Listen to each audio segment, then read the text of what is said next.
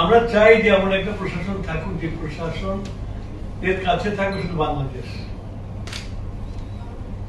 আমার যে prime minister বলছে বাংলাদেশ ফার্স্ট, আমাদের কাছে বাংলাদেশ ফার্স্ট।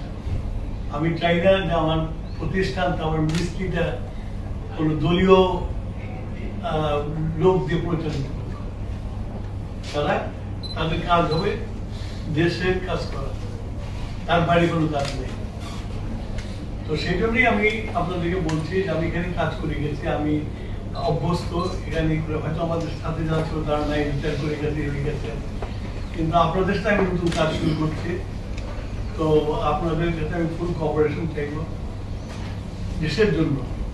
তো এমন একটা সেক্টরে আছি যে এমন একটা সময় আমরা আসলাম যে কালকে থেকে রোজা শুরু হবে, বিদ্যুৎ ছাড়া কিছুই হয় না। সুতরাং এটাকে এনশিওর করতে হবে আপনাদেরকে যে এই রোজার মধ্যে প্রত্যেকের মধ্যে আপনার একটা স্পিরিট থাকতে হবে যে এই রোজায় আমরা নির্বিঘ্নে কাটিয়ে দেব, যত কম সম্ভব লোডশেডিং দেবো।